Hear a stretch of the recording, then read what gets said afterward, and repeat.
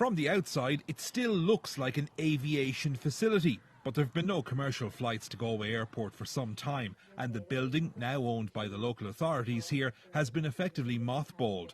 But the space has been given a new lease of life in recent weeks by Branar, the children's theatre company. Sruth Teanga is its latest production, a show looking at the evolution and challenges faced by the Irish language over centuries. We're not to browbeat anybody into saying you should be speaking Irish, but we just want people to think about their relationship to the language and to think about it in a different way. Galway Airport has been entirely repurposed for this show, creating an enchanting world for children and adults to lose themselves in. That's the thing, it's getting the language out of the classroom, realise it's a living, flowing language. It's a way of communicating, it's a way of learning about ourselves, our history, and also not just about history, it's about what's next, how do we use it.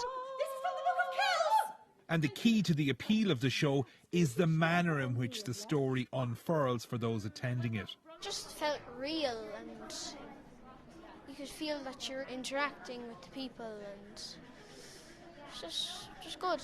It's very entertaining, and I liked how we got to see all the interesting facts about old Irish history. It was just really entertaining for me. I thought it was really cool, and when you went into all the different rooms, it was very good. Developed as part of the Galway 2020 project, Sruth Teanga runs at the airport building in Carnmore until the end of the month.